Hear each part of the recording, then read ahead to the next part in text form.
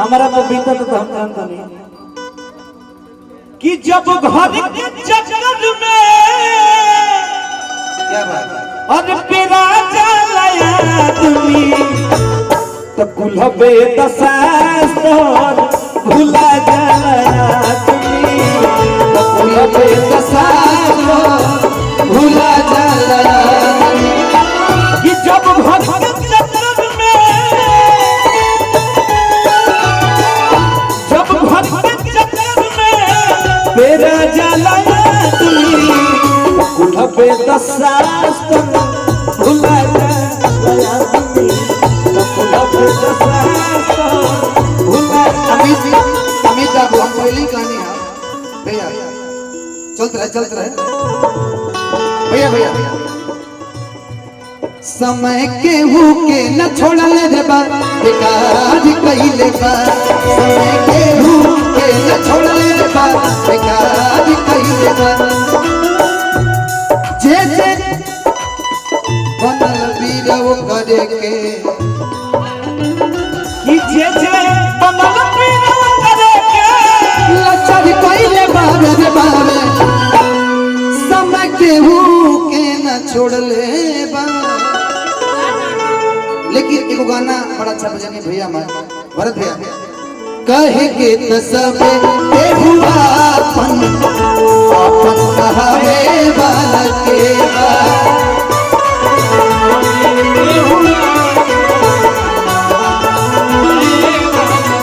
अभी हमसे कुछ नहीं उठेगा कुछ नहीं उठेगा। दुनिया में सबसे भारी क्या है वही वही वही क्रेन लगा दीजिएगा तो भी नहीं उठेगा।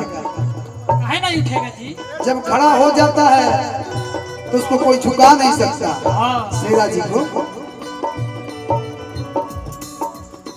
सुखवत सभे के बाते सुखवत सभे के बाते दुखवा बतावे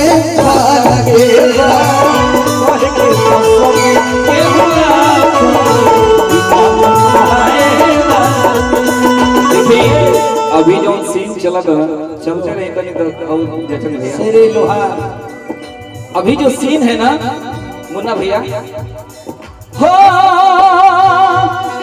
कि भाई से भाई लड़े अरे लड़बले पड़ोस भाई से भाई लड़े लड़बले पड़ोस भाई से भाई लड़े लड़ौले पड़ोस बा क्या गीत याद दिलवाया बहुत वायरल हो रहा है। भाई से भाई लड़े लड़ौले पड़ोस बा एकरे आगे में तू कहत जरूर मजा आई कि भाई से भाई लड़े अरे लड़बले पड़ोस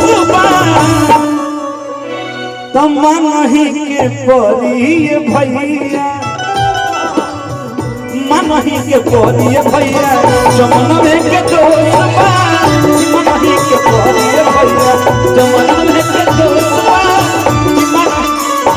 भाई से भाई लड़ने के लिए हमें याद आ गया कुछ सरोवर जो बोल लिया तो सब कि माई माई देखबे देखबे अनुपमा जी सुनेगा इमरा गुनी जी के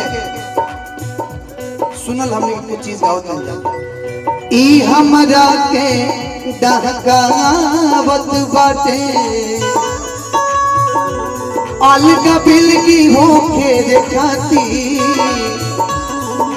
तोहरा वक्त तेरा वक्त बाटे अंकेश गया इतना पंचे के बात सुनी ना सुनी सबे इतना भाई के सन घटावत बाटे अगला जन्मवा खराब कोई दिगला कि पुरखन के नाम हसावत बाटे इतने ना कि जब गाँव में आई भौजैया रहे तो के पियरी पहिर के खिलावत रहे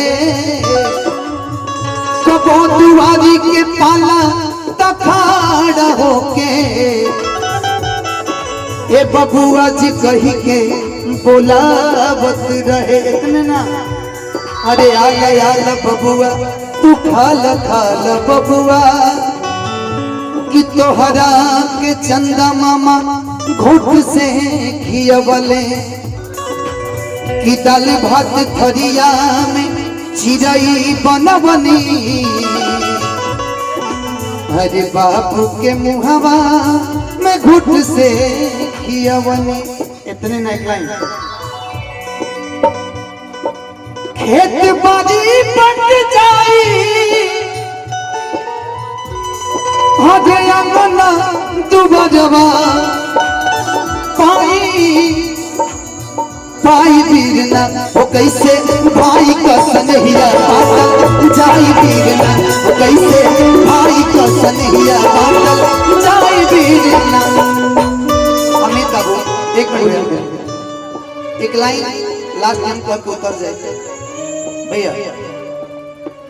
एक रहल बापू एक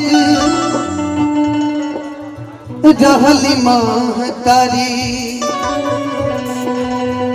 मुना भैया। तीन गो फूलैले फूल एक फूलवारी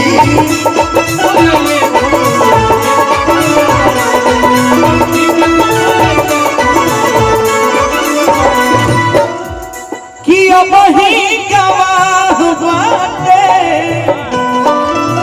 पढ़े वाला झोला चंद्रमा मयूरी दूध भात के कटोरा चंद्रमा मयूरी दूध भात के कटोरा चंद्रमा मयूरी दूध भात।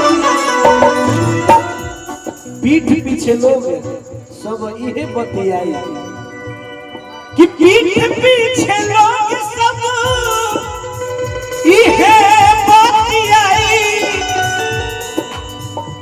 गरियाई बीरना